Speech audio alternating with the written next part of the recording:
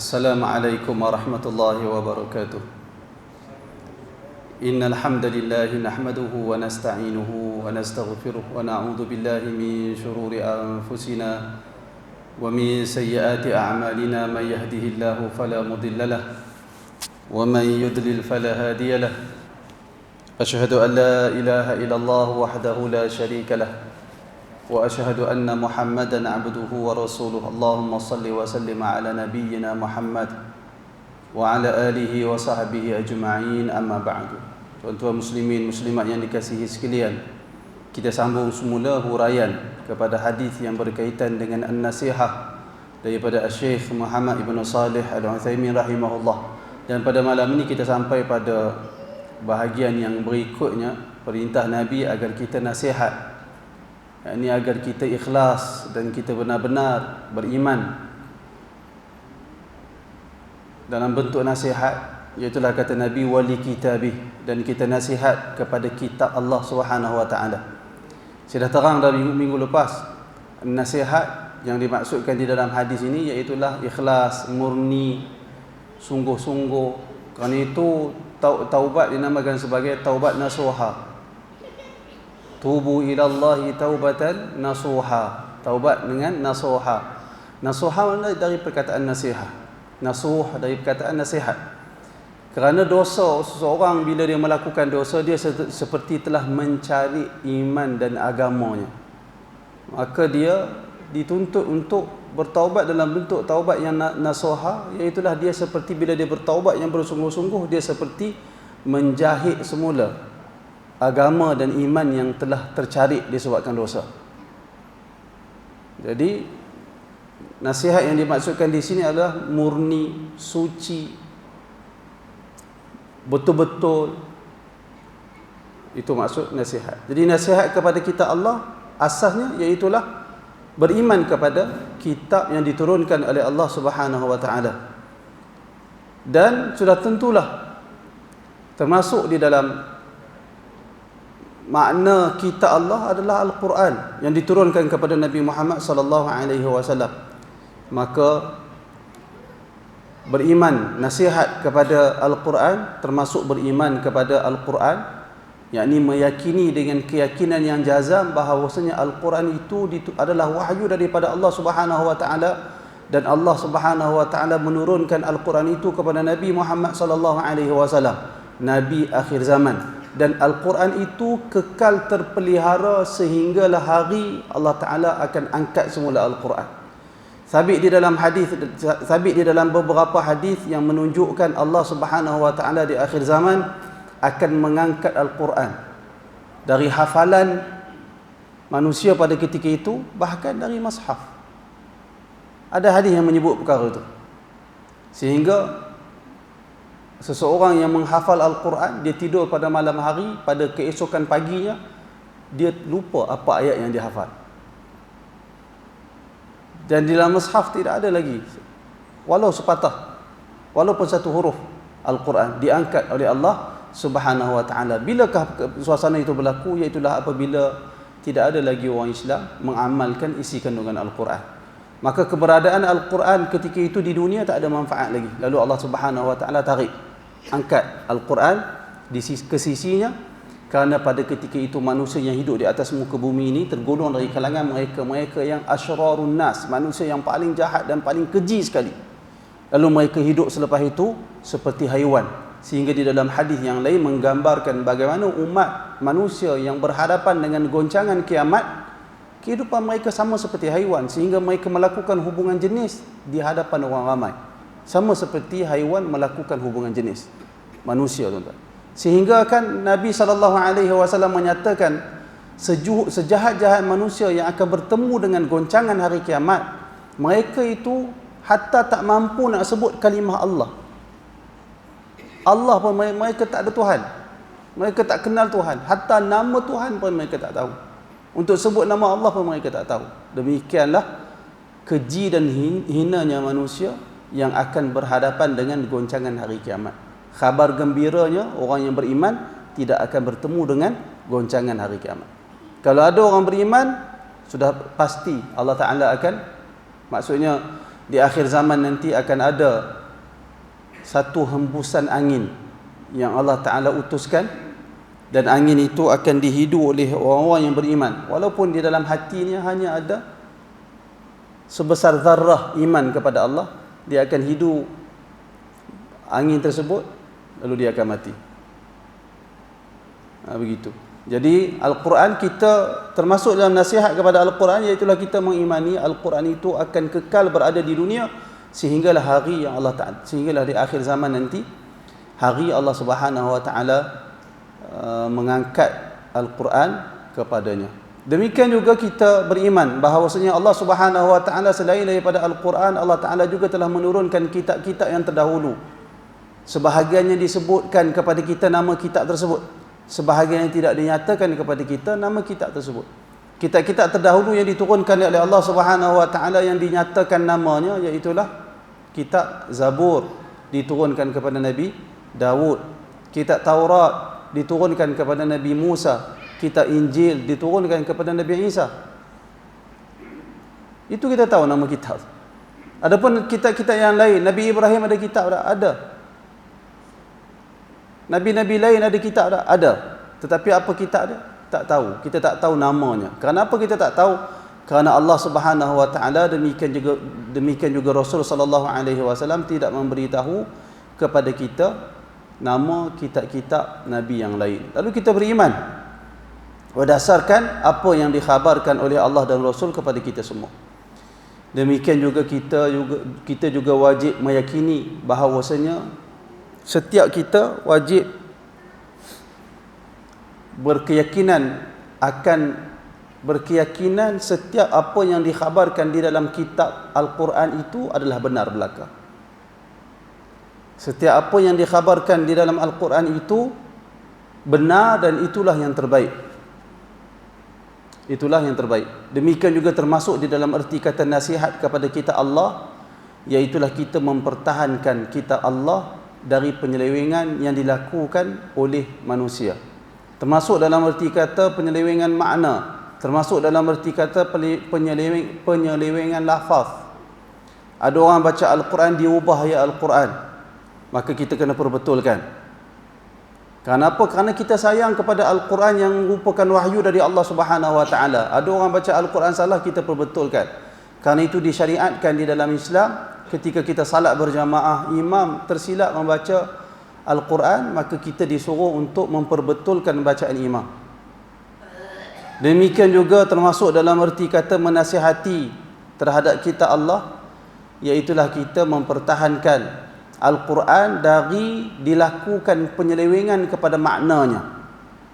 Penyelewengan makna ayat Al-Quran banyak berlaku di zaman kita. Bahkan penyelewengan makna Al-Quran berlaku dari dahulu lagi.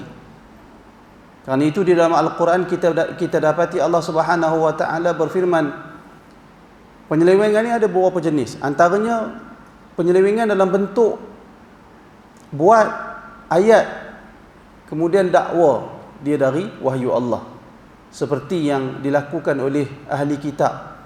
Allah Subhanahu Wa Ta'ala berfirman, fawailul lilladzina yaktubuna alkitaba biaydihim thumma yaquluna hadha min indillah. Kecelakaan bagi mereka yang menulis kitab dengan tangan mereka sendiri, kemudian mereka berkata hadha min indillah, ini dari sisi Allah. Maksudnya didakwa itu wahyu daripada Allah, sedangkan dia yang tulis. Bahkan kita pun ada pada hari ini sebahagian orang-orang yang berceramah, dia kata Allah Ta'ala berkata. Dia bukan ayat Al-Quran pun, dia reka sendiri. Dia kata Allah Ta'ala berkata sekian-sekian. Itu termasuk di dalam penyelewengan dalam erti kata mereka ayat yang Allah tidak sebut, tidak firmankan, dia kata Allah Ta'ala firmankan. Kerana itu berhati-hati untuk kita mengungkapkan Allah Ta'ala berkata, Allah Ta'ala berkata. Tak boleh. Bila kita sebut Allah Ta'ala berkata, kita kena pastikan ia dari Al-Quran. Kalau tidak, dari mana datang Allah berkata? Jangankan andaian kita tak boleh kata Allah Ta'ala berkata dengan hanya andaian kita sahaja, haram hukumnya, berdosa besar. hadis Nabi yang merupakan juga wahyu dari Allah Subhanahu wa taala, kita tak boleh kata Allah Taala berfirman agama itu adalah nasihat. Kita tak boleh kata. Kita kena kata Nabi bersabda. Kalau ditanya kepada kita, hadis itu wahyu ataupun tidak? Kita kata wahyu. Hadis itu wahyu. Kerana para nabi dibimbing oleh Allah Subhanahu wa taala. Dibimbing, ditegur oleh Allah. Ada perkhabaran dari Jibril yang Allah Taala kehendaki Nabi buat, tapi bukan dalam bentuk Al-Quran.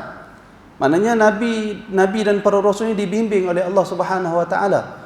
Kerana itu kita wajib mentaati Rasul. Sesiapa yang mentaati Rasul, maka dia juga mentaati Allah. Kerana para nabi itu sentiasa di bawah bimbingan Allah Subhanahu wa taala. Allah tidak akan membiarkan seorang nabi pun berterusan dalam melakukan kesalahan. Kalau ada sahaja kesilapan, terus Allah Taala tegur, seperti mana Allah Taala tegur Nabi Muhammad sallallahu alaihi wasallam dalam beberapa keadaan. Jadi kita kena hati-hati. Penceramah, orang-orang motivasi, ustaz-ustaz yang menyampaikan kuliah, kalau kita tak pasti, kita jangan kata Allah Ta'ala berfirman. Kita jangan kata Allah Ta'ala berfirman. Itu salah satu bentuk penyelewengan kepada Al-Quran. Selain daripada itu, penyelewengan Al-Quran berlaku dari sudut menyelewengkan makna. Berlaku di kalangan umat dahulu dan berlaku juga di kalangan umat kita pada hari ini. Allah Subhanahu wa taala berfirman, "Wa in minhum la fariqan yalwuna alsinatahum bil kitab litahsabuhu minal kitab wa ma huwa minal kitab wa yaquluna huwa min indillah wa ma huwa min indillah." Yang bermaksud lebih kurang sesungguhnya dari kalangan manusia itu, dari kalangan mereka itu ada satu kumpulan yalwuna alsinatahum bil kitab. Yalwun, sebahagian para ulama tafsir antaranya Ibnu Katsir sebut antara maksud dia iaitulah memalingkan makna. Kerana Al-Quran hari ini kita tak boleh ubah Al-Quran, tetapi kita boleh memalingkan maksudnya. Dia memalingkan maksud Al-Quran dengan lidah mereka, agar mereka menghitung, agar mereka mengira apa yang mereka katakan itu adalah dari kitab, dari Allah Subhanahu wa taala, sedangkan ia bukan dari Allah Subhanahu wa taala. Hari ini pun berlaku, umat Islam, umat Nabi sallallahu alaihi wasallam juga berlaku penyelewengan kepada makna ayat Al-Quran. Antara yang begitu jelas seperti yang kita semua tahu tentang Kahar yang mengaku menjadi Rasul dahulu ni. Dia menyelewengkan makna ayat Al-Quran dari surah Yasin, iaitulah firman Allah, Yasin wal Qur'anil Hakim innaka laminal mursalin. Ketika wartawan tanya kepada dia, apa bukti dia Rasul, apa bukti dia Nabi, dia kata tu dalam surah Yasin Allah Ta'ala berfirman innaka laminal mursalin, sesungguhnya engkau benar-benar dari kalangan Rasul yang diutuskan. Lalu dia kata bila dia baca Al-Quran, Allah Ta'ala kata sesungguhnya kamu tu akulah, dia kata begitu. Sedangkan kamu yang dimaksudkan di situ adalah Nabi Muhammad sallallahu alaihi wasallam. Itu salah satu bentuk penyelewengan makna. Demikian juga penyelewengan makna yang dilakukan oleh pelampau sufi, kumpulan pelampau sufi. Seperti mereka menyelewengkan makna al-yaqin di dalam Al-Quran. Allah Subhanahu wa taala berfirman, wa'bud rabbaka hatta ya'tiyakal yaqin. Beribadahlah kamu kepada Tuhan kamu sehingga datang kepada kamu keyakinan. Lalu golongan pelampau sufi satu ketika dahulu, hari ini kita tak dengar dah. Dulu popular pandangan ni. Saya waktu mengaji tu memang biasa dengar, ramai orang sebut. Beribadahlah kepada Allah sehingga datang kepada kamu keyakinan. Tengok, kita sekarang dah yakin, kita dah sampai satu martabat makrifat, hakikat apa semua, maka kita tak perlu lagi salat, kita tak perlu lagi puasa, kita tak perlu lagi melakukan ibadah seperti mana orang ramai buat. Kerana kita telah sampai satu maqam, satu darjat. Apa darjat tu? Keyakinan. Sedangkan keyakinan yang dimaksudkan di dalam ayat itu adalah al-maut ataupun kematian. Kerana Nabi SAW biasa menggunakan perkataan yakin dengan makna kematian. Seperti Nabi sebut kepada salah seorang ahli keluarga baginda yang meninggal ataupun sahabat yang meninggal, Nabi kata fa innahu qad ja'ahul yaqin. Sesungguhnya dia ini telah datang kepada dia keyakinan. Jadi Nabi gunakan yakin dengan maksud kematian. Maka tafsir yang paling baik sekali iaitulah tafsir ayat Al-Quran dengan Al-Quran, demikian juga tafsir Al-Quran dengan hadis Nabi. Maka yakin yang dimaksudkan di dalam ayat Al-Quran, firman Allah Ta'ala yang diselewengkan itu adalah membawa maksud beribadahlah kepada Tuhan kamu sehingga datang kepada kamu kematian. Itu maksudnya. Tapi golongan pelampau sufi, golongan kononnya hakikat, mereka telah menyelewengkan makna ayat Al-Quran. Demikian juga termasuk penyelewengan makna, barangkali boleh saya sebut juga di sini, iaitulah golongan-golongan pelampau sufi juga yang menyelewengkan makna Al-Quran bagi membenarkan tindakan mereka berzikir dalam bentuk menari. Mereka menggunakan ayat Al-Quran. Allah Subhanahu wa taala berfirman, inna fi khalqis samawati wal ard wa ikhtilafil laili wan nahari la ayatin li ulil albab alladzina yadhkuruna Allaha qiyaman wa qu'udan wa 'ala junubihim wa yatafakkaruna fi khalqis samawati wal ard, sehingga ke akhir ayat. Yang bermaksud lebih kurang Allah Ta'ala berfirman, sesungguhnya dalam penciptaan langit dan bumi dan pertukaran malam dan siang terdapat tanda-tanda orang-orang yang memiliki ulil albab, orang-orang yang memiliki jantung hati. Siapa dia mereka itu? Allah Ta'ala kata alladzina yadhkuruna Allah, iaitulah mereka yang mengingati Allah qiyaman wa qu'udan wa 'ala junubihim, dalam keadaan berdiri, dalam keadaan duduk, dalam keadaan berbaring. Apa maksud Al-Quran itu, tuan-tuan? Tak payah buka tafsir. Kita dengar susunan ayat tu kita dah faham. Maksudnya Allah Ta'ala sebut tentang orang yang sentiasa mengingati Allah.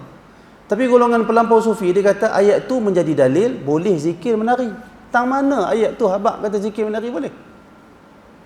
Tapi golongan pelampau sufi telah menggunakan ayat itu untuk membenarkan tindakan mereka menari-nari ketika berzikir. Ataupun dalam arti kata lain, mereka menari untuk berzikir.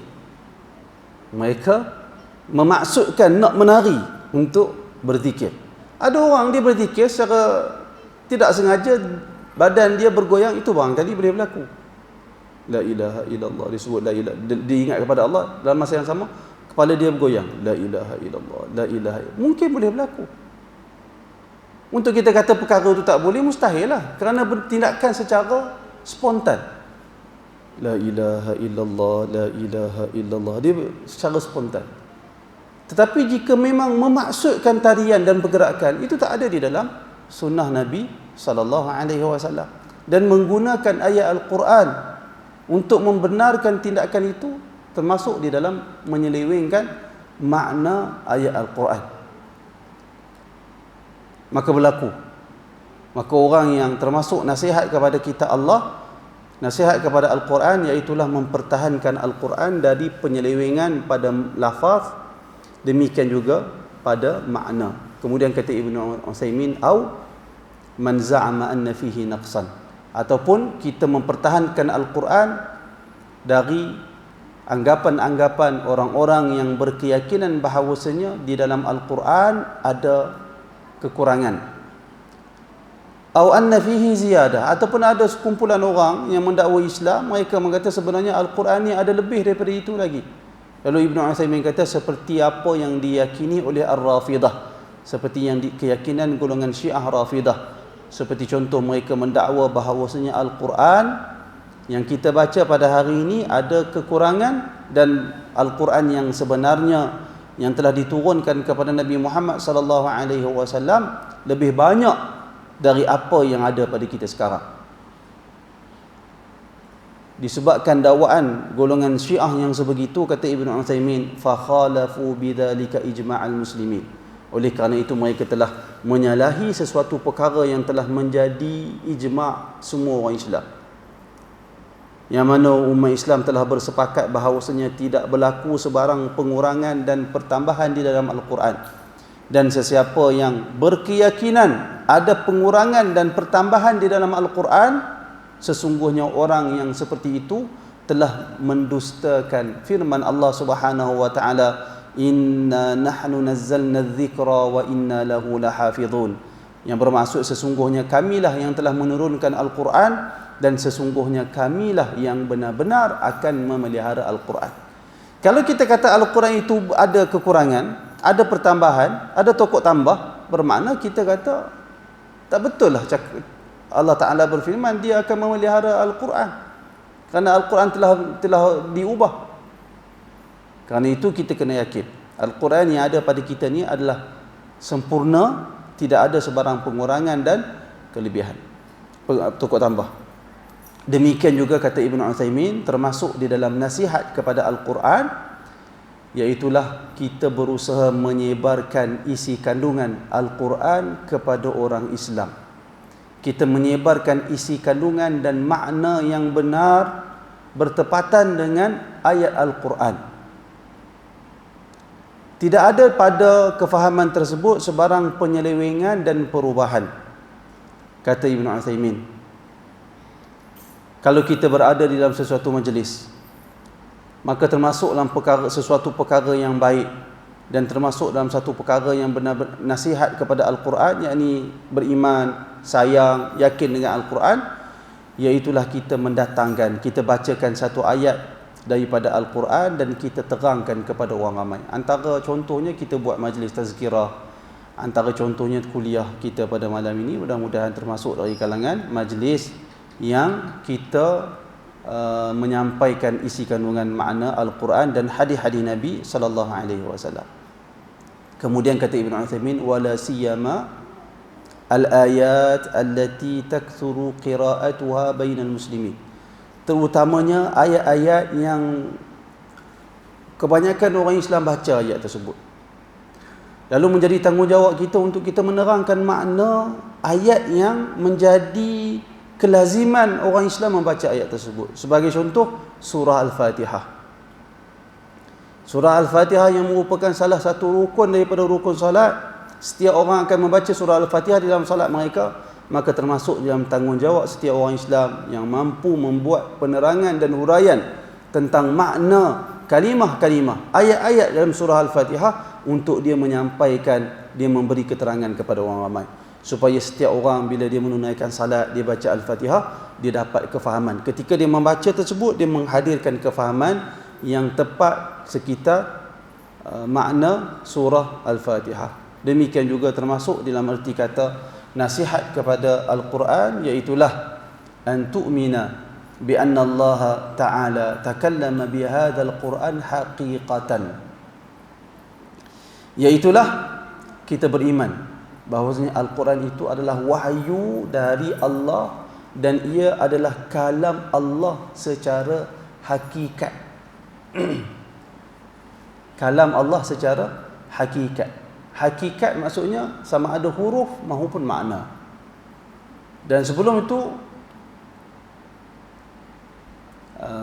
saya bagi tahu kepada tuan-tuan, isu ni ada perbalahan sedikit di kalangan umat Islam. Apapun yang penting, kita yakin Al-Quran itu adalah kalam Allah, huruf dan makna. Huruf dan makna. Alif Lam Mim. Allah berfirman dengan huruf tersebut dan makna dari Allah. Jangan tanya macam mana Allah Ta'ala sebut Alif Lam Mim. Jangan tanya. Allah sebut, Allah Subhanahu wa Ta'ala yatakallam bi ayyi lughatin syaa' wa mata syaa' wa kaifa ma syaa'. Allah Ta'ala akan berkata-kata dengan apa-apa bahasa yang dia kehendaki, dengan pada bila-bila masa yang dia kehendaki, dengan bagaimana cara yang dia kehendaki. Yang penting Allah tidak serupa dengan makhluk. Allah berfirman, ayat Al-Quran, Allah Ta'ala menutur berfirman akan ayat Al-Quran mengikut cara yang layak dengan kemuliaan dan keagungan Allah Subhanahu wa Ta'ala, dan sama sekali Allah tak sama dengan makhluk. Kita jangan fikir lebih daripada itu. Jangan fikir lebih daripada itu. Sebab apa saya kata begitu, tuan-tuan? Sebahagian orang Islam sebahagian orang Islam mereka melampau sangat dalam nak memikir, nak memahami persoalan. Tak perlu sangat. Kalau kita melampau nak faham, kita tak akan boleh faham. So apa saya kata begitu? Kerana bagaimana kita nak tahu sifat, bagaimana kita nak tahu macam mana Allah Ta'ala, kalau kita kata Allah Ta'ala berfirman dengan alif lam mim, seperti sama dengan makhluk pula. Pasal apa kita fikir begitu? Kita tak akan dapat capai hakikat Allah. Kerana zat Allah Ta'ala tu sendiri kita tak tahu bagaimana. Bila kita tak tahu zat, bagaimana kita nak kenal? Bagaimana kita nak tahu cara Allah Ta'ala berfirman? Bagaimana kita nak tahu Allah Ta'ala berkata-kata bagaimana? Allah Ta'ala bagi tahu kepada kita dia berkata-kata, maka kita beriman dia berkata-kata. Bagaimana Allah Ta'ala berkata-kata? Tak boleh. Soalan tu tak betul. Sebab apa tak betul? Kerana kita tak kenal, tak tahu zat Allah bagaimana. Manusia tuan-tuan, Allah lagi jauh lah. Manusia pun kita tak, cuba tuan-tuan tengok. Kita kenal seorang kawan kita, orang tu memang baran orang dia, nama dia Abu sebagai contoh. Ada kawan kita datang, semalam Abu mengamuk sakan, kata. Kita memang kenal sangat Abu tu. Kita dah terbayang dah bagaimana cara Abu tu mengamuk, kan? Kita dah tahu pasal kita kenal dah. Tapi datang seorang, dia sebut pada kita nama Ahmad. Kita tak kenal Ahmad tu. Ahmad mana satu ni? Ada. Hang tak kenal Ahmad tu. Oh, dia marah lah, tak tahu nak kata. Tuan-tuan boleh terbayang Ahmad tu marah macam mana? Tak boleh terbayang. Dia marah sungguh. Kita tak boleh terbayang. Walaupun Abu dan Ahmad tu masing-masing ada kepala satu, ada tangan dua, tapi kita tak boleh nak bayangkan Ahmad, kerana kita tak kenal Ahmad tu bagaimana. Mungkin kita bayang tetapi tak seperti yang diceritakan. Kemudian bila orang tunjuk kat kita, tengok dia marah macam mana. Apa yang kita bayangkan tak sama seperti yang ada dalam video yang ditunjuk kat kita. Nampak tuan-tuan? Itu perkara yang kita kenal orang bagaimana. Bagaimana kita nak memahami Allah? Orang yang kita tak kenal, bila orang cerita tentang sesuatu sifat dia, kita tak boleh teka dengan tepat. Walaupun kita tahu sifat orang tu macam mana. Tapi tetap seringkali bila kita teka salah. Contoh lain. Orang bagi tahu kat kita, oh tadi ada aksiden dekat Kangak. Kereta berlaga dengan kereta dia kata. Kat mana kita kata? Ada kat simpang sekian-sekian depan hospital sebagai contoh berlaku. Kita dah terbayang dalam kepala kita tuan-tuan. Betul tuan-tuan? Kita terbayang. Tengok tak? Teruk. Tengok ni, dia tunjuk video kat kita. Tengok video, oh apa yang dia tunjuk kat video tu tak sama dengan apa yang kita bayangkan dalam kepala. Cuba tuan-tuan bayang, itu dalam bab kita membayangkan sesuatu yang kita kenal, sesuatu yang kita tahu rupa dan keadaannya. Itu pun kita salah. Bagaimana kita nak membayangkan bagaimana Allah Ta'ala berkata-kata? Sudah tentu akal manusia tak akan dapat jawapannya. Apa sahaja yang terbayang di fikiran kita bukan itu. Kenapa? Kerana kita tak akan dapat tahu bagaimana cara Allah Ta'ala berkata-kata. Kenapa? Kerana kita tak kenal zat Allah. Kita tak tahu Allah Ta'ala itu bagaimana. Maka jangan tanya soalan-soalan yang berkaitan bagaimana Allah Ta'ala berkata-kata, bagaimana Allah begitu, bagaimana dah, kerana akal manusia tak mampu nak faham, tak mampu nak capai perkara itu. Yang wajib kita imani, Allah Ta'ala khabarkan dia berkata-kata, maka sudah tentulah berkata-katanya Allah dengan cara dan kaifiat yang layak di sisi Allah yang maha mulia, dan cara itu sama sekali tidak akan sama dengan makhluk, tidak ada persamaan dengan mana-mana makhluk, kerana Allah Tuhan yang maha agung dan maha mulia. Tutup cerita, tutup, habis, tak ada. Kita yakin Al-Quran itu kalam Allah, huruf dan makna. Allah Ta'ala berkata-kata alif lam mim, alhamdulillahi rabbil alamin. Allah Ta'ala berkata-kata dengan huruf tersebut, tanpa kita lebih daripada itu. Itu antara termasuk beriman kepada Al-Quran, dan termasuk dalam erti kata nasihat kepada Al-Quran. Allah Subhanahu wa Ta'ala berfirman, wa innahu latanzilu rabbil alamin, nazala bihi ar-ruhul amin ala qalbika litakuna minal munzirin bilisanin arabiyyin mubin. Al-Quran sebut dengan jelas, sesungguhnya Al-Quran itu benar-benar diturunkan daripada Tuhan sekalian alam, yang diturunkan, yang dibawa, nazala bihi, yang dibawa oleh Ar-Ruhul Amin, yakni malaikat Jibril, ala qalbika, kepada jantung hati kamu wahai Muhammad, agar kamu menjadi mereka yang memberi peringatan, bilisanin arabiyyin mubin, dengan bahasa Arab yang jelas. Allah Ta'ala yang sebut dalam surah Al-Hasyr ayat 192 dan 195.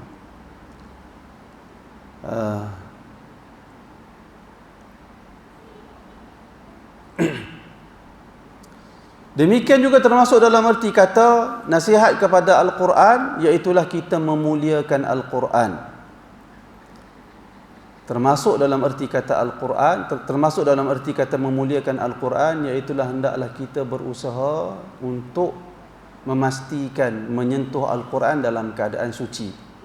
Para ulama berbeza pandangan, apa hukum berwuduk untuk menyentuh mushaf Al-Quran. Sebahagian kata wajib, seperti pandangan majoriti. Ibn Uthaymin dia ada dua pandangan dalam masalah ni. Di peringkat awal dia kata tak wajib berwuduk untuk memegang mushaf. Kali kedua diubah pandangan dia kata kena berwuduk.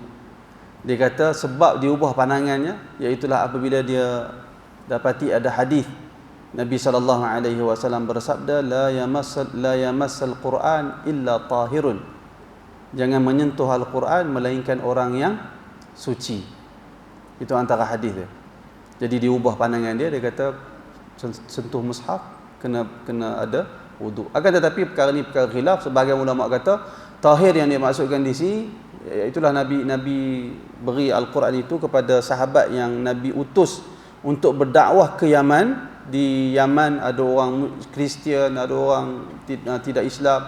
Lalu Nabi tak benarkan orang-orang yang bukan Islam menyentuh Al-Quran. Maksud tahir di situ, tahir dari sudut akidah. Sebagian ulama faham begitu.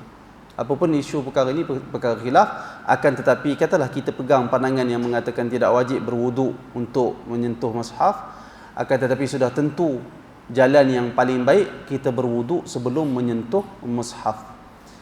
Demikian juga Ibn Uthaymin kata bagi orang yang hendak membaca Al-Quran, wa yanbaghi la ala sabilil wujub, bukan kita nak kata wajib, akan tetapi amat wajar bagi sesiapa yang hendak membaca Al-Quran, sekalipun dari hafalan dia memastikan berada dalam keadaan berwuduk. Seperti mana Aisyah radhiyallahu anha menyebut Nabi SAW betapa baginda memuliakan Allah sehingga baginda tidak akan berzikir menyebut nama Allah melainkan terlebih dahulu mesti berwuduk. Kerana itu Nabi pernah Nabi sedang buang air, ada orang datang, orang tu bagi salam kepada Nabi tak jawab salam. Sehinggalah Nabi keluar dan Nabi berwuduk, Nabi bertayamum terlebih dahulu, kemudian Nabi baru jawab salam orang tersebut. Lalu Nabi kata, sesungguhnya aku tidak suka untuk menyebut nama Allah dalam keadaan aku tidak berwuduk. Itu termasuk dalam perbuatan yang dilakukan kerana memuliakan Allah dan memuliakan Al-Quran. Kerana itu Uthaymin kata sesiapa yang nak baca Al-Quran dari hafalan dia pun, dia dianjurkan untuk berwuduk terlebih dahulu.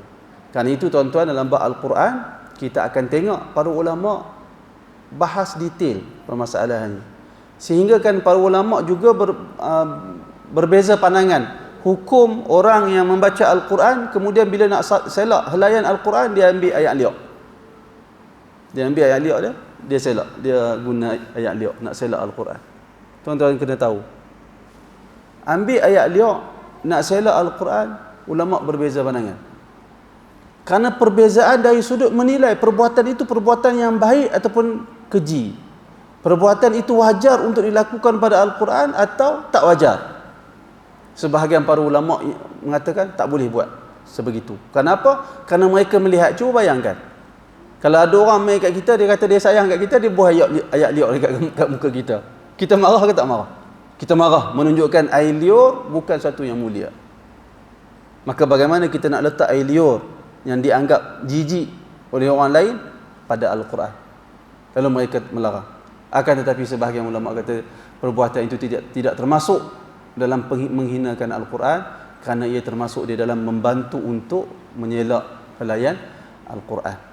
Jika perkara-perkara yang seumpama ini menjadi perselisihan di kalangan ulama, maka lebih patut untuk kita kata kepada orang Islam, tinggalkan segera amalan menulis ayat Al-Quran di batu nisan.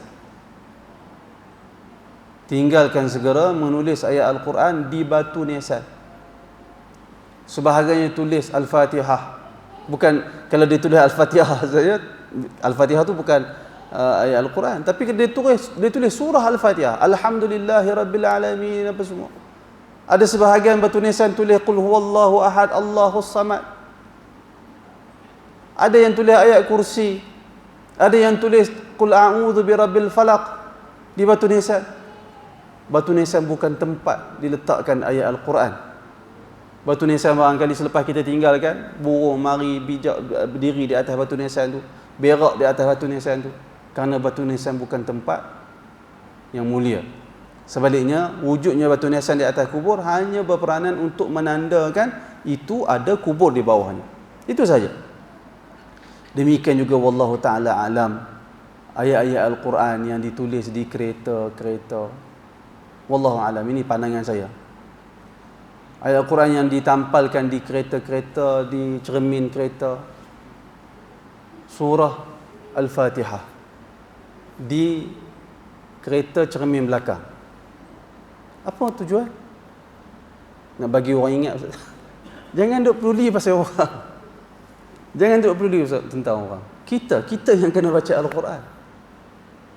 Saya dengar keratan video daripada Syekh Saleh Al-Usaimi. Orang tanya kepada dia, wahai Syekh, aku dengar orang kata muazzin pada hari ini tak dapat pahala seperti yang dijanjikan oleh Rasulullah.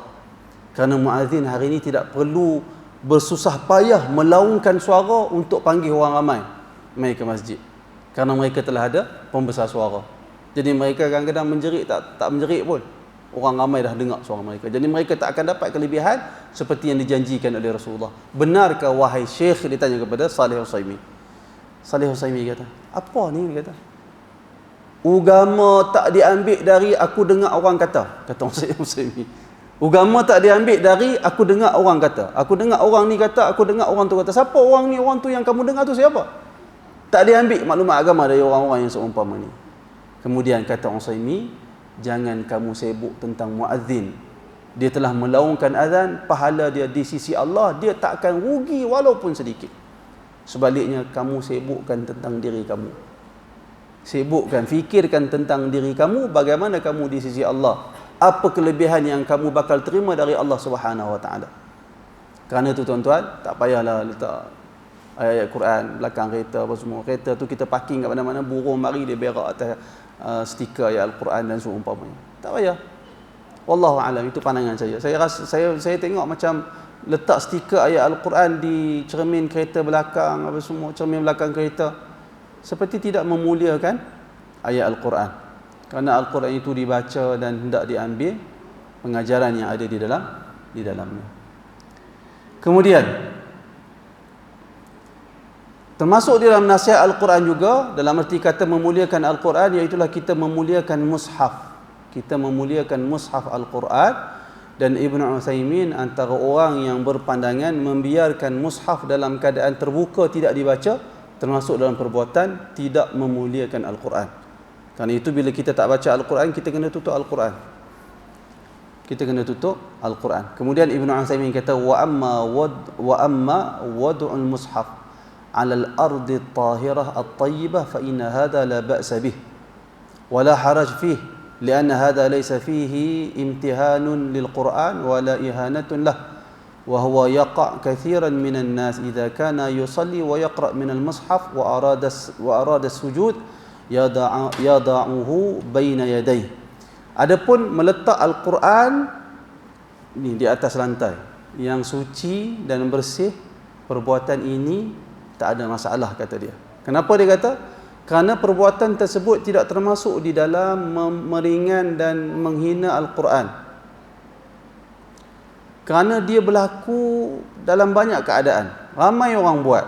Antara contoh dia kata seseorang dia menunaikan salat, dia baca dari mushaf. Kemudian bila dia nak sujud, dia tidak boleh tidak, mesti dia letak di atas lantai. Ataupun dia letak atas lantai di hadapan dia.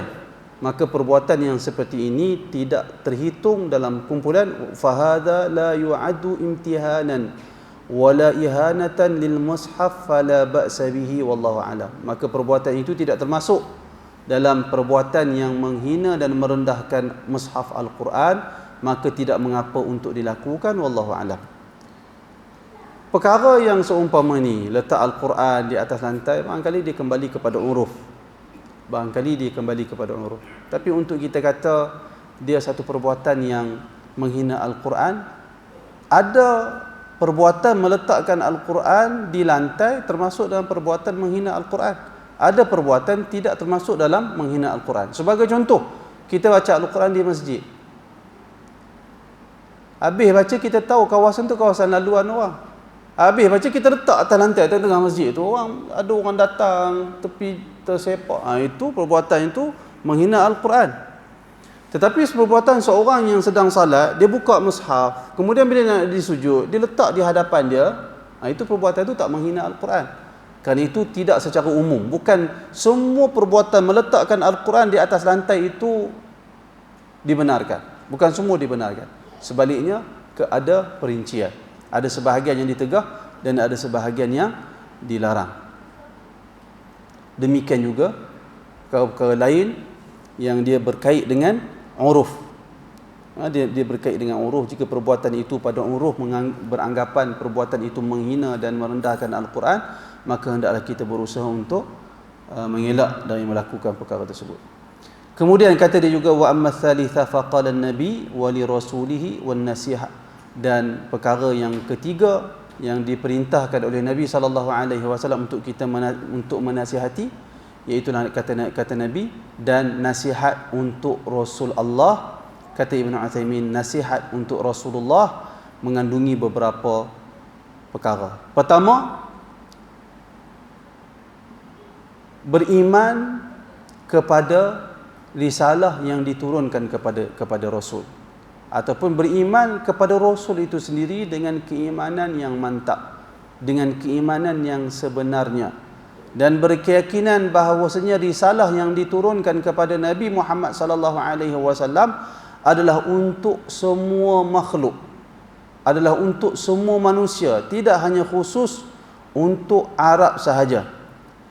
Berdasarkan firman Allah Subhanahu wa taala, wa arsalnaka lin-nasi rasula, wa arsalnaka lin-nasi rasula, yang bermaksud dan sesungguhnya kami telah mengutuskan engkau wahai Muhammad kepada sekalian manusia sebagai rasul.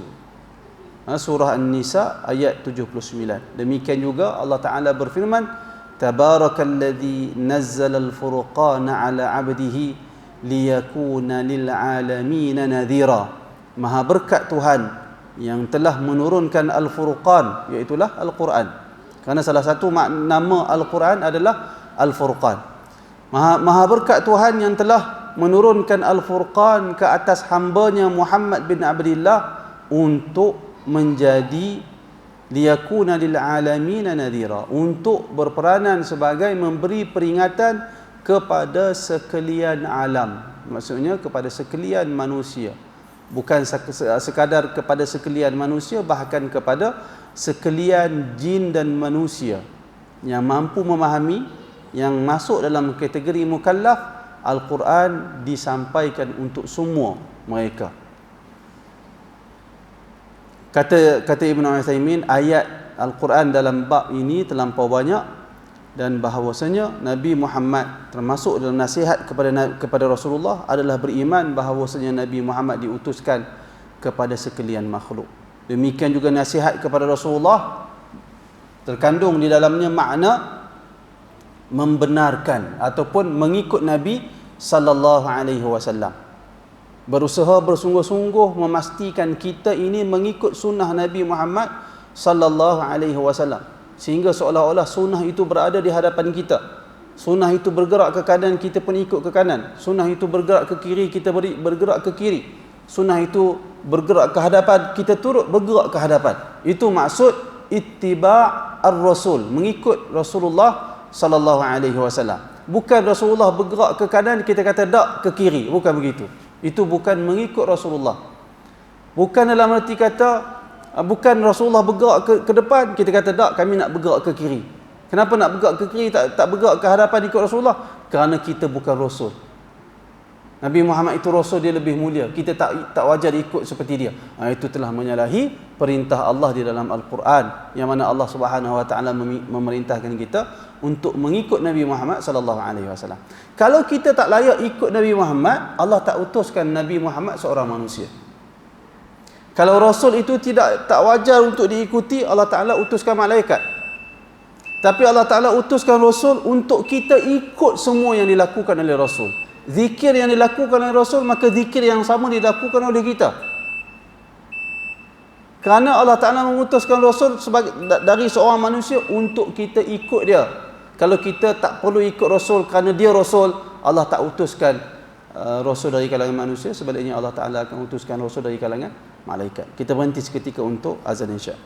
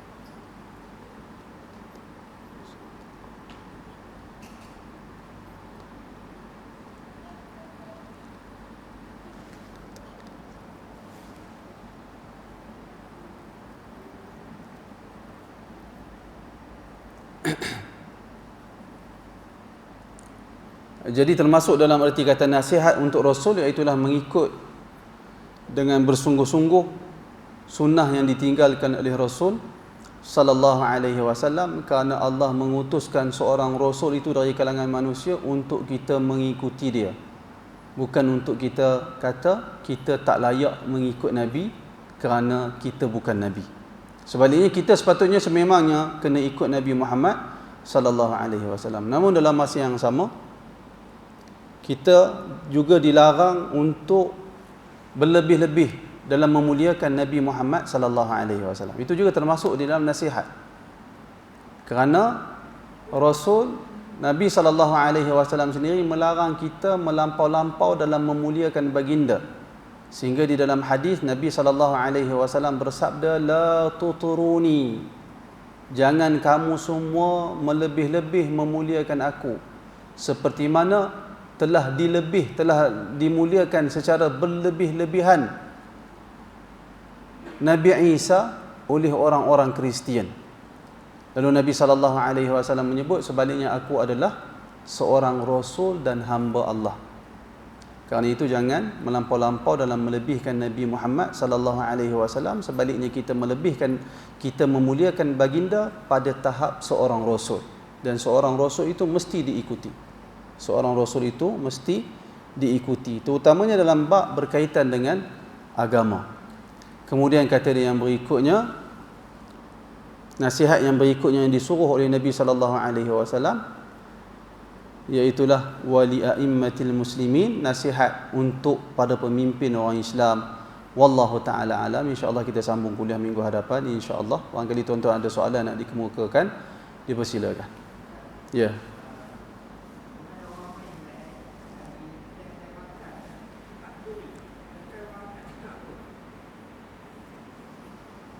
Orang mainkan Al-Quran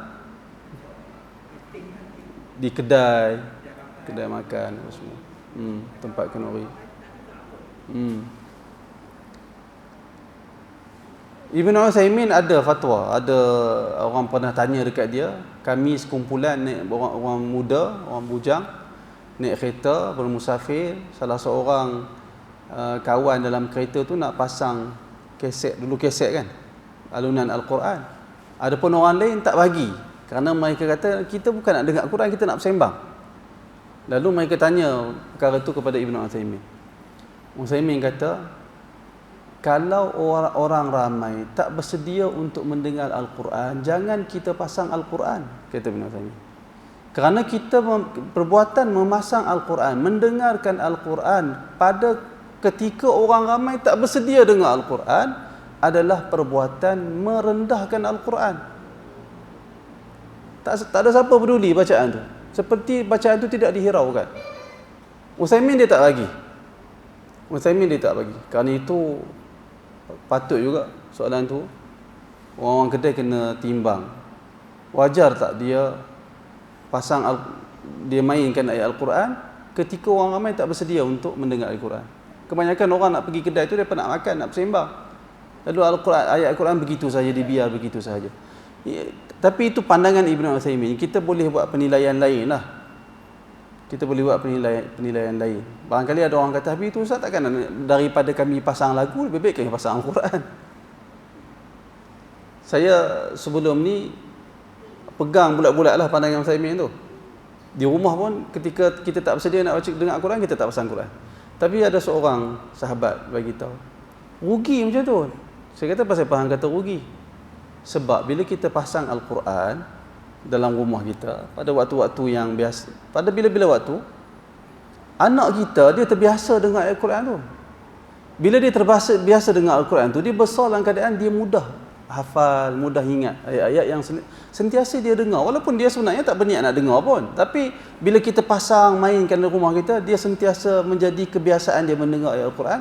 Mudah-mudahan bila dia besar nanti, dia mudah hafal dan seumpamanya. Saya tengok betul juga cakap. Kerana itu saya kata perkara ini setiap orang perlu nilai, perlu timbang perbuatan dia itu wajar ataupun tidak. Ada satu lagi soalan yang saya dengar daripada kuliah Syekh Dr. Abdul Karim Khudair. Bahagian soal jawab tu orang tanya kepada dia, apa hukum orang keluar rumah dia pasang ayat Al-Quran dengan tujuan jauhkan syaitan dari rumah. Kan orang kita ada buat sekarang. Dia nak keluar, dia nak tinggalkan rumah dia beli MP3 apa semua rakaman ayat Quran, dia pasang 24 jam, pasang ayat Quran main dalam rumah dia. Apa hukum? Abdul Karim Khudair dia tak jawab kepada soalan tu, tapi dia kata demikianlah sifat manusia. Dia hanya memikirkan kepentingan diri dia sahaja. Apa sahaja yang dapat faedah kepada dia, dia nak buat. Tetapi Allah Ta'ala perintahkan kepada dia supaya dia membaca Al-Quran, supaya dia mengikut isi kandungan Al-Quran, dia tak buat. Tapi ada sahaja yang memberi faedah kepada dia, semua dia nak buat walaupun dia tidak mempedulikan itukah yang disuruh oleh Allah Subhanahu Wa Taala. Saya ingat dia ataupun orang lain juga, saya ingat Al-Muqtas Syangqiti. Dia kata orang yang memasang ayat Al-Quran yang dirakam dengan tujuan untuk menjauhkan jin dan syaitan dari rumah, dia tak dapat khasiat tu. Kenapa? Kerana baca Al-Quran untuk menjauhkan jin dan syaitan dari rumah, dia perlu kepada niat pembaca. Sedangkan Al-Quran tu yang dimainkan rakaman tu, pembaca tu tak baca, dia hanya rakaman. Dia tidak memiliki niat, dia hanya boleh dengar saja. Tapi dah kita tak dengar, macam mana kita keluar rumah? Tak berlaku. Kita tak akan dapat faedah tersebut. Sebaliknya, untuk mendapat khasiat menjauhkan jin dan syaitan dari rumah, mesti memenuhi beberapa syarat. Antaranya, orang itu sendiri yang membaca, dan dia baca dengan tujuan untuk menjauhkan jin dan syaitan dari rumah dia. Demikian juga dia mesti beriman kepada isi kandungan Al-Quran dan memuliakan Al-Quran. Termasuk dalam syarat-syarat yang perlu ada bagi kita nak memperolehi apa-apa manfaat dari kita membaca ayat Al-Quran. Wallahu a'lam. Ada soalan lain? Apapun tentang soalan tadi, dia kembali kepada setiap orang, dia nak kena timbang perbuatan dia. Pasang Al-Quran ketika orang tak bersedia mendengar itu termasuk dalam perbuatan merendahkan Al-Quran ataupun tidak. Kalau dia tengok perbuatan itu boleh membawa ke arah itu, dia kena berhenti, dia kena ubah. Kalau dia rasa dia ada tujuan lain, mudah-mudahan perkara itu tak ada masalah. Wallahu a'lam. Ada soalan lain? Tapi Ibn Uthaymin tak bagi. Ibn Uthaymin tak bagi. Kerana dia kata idza quri'a al-Quran fastami'u lahu wa ansitu. Apabila dibaca Al-Quran, maka hendaklah kamu semua dengar ayat Al-Quran tersebut dan diam. Sekarang ni kita bacakan ayat Al-Quran, tak ada orang yang dengar, tak ada orang yang duduk diam, semua duduk bersembang. Seolah kita membiarkan keadaan itu berlaku tidak seperti yang diperintahkan oleh Allah Subhanahu Wa Taala. Kerana itu berhati-hati untuk memainkan ayat Al-Quran. Wallahu a'lam. Kalau tak ada soalan lain, saya ingat sekadar itu saja. Mudah-mudahan ada manfaat untuk kita semua. Aqulu qawli hadha wa astaghfirullahal azim li wa lakum. Assalamualaikum warahmatullahi wabarakatuh.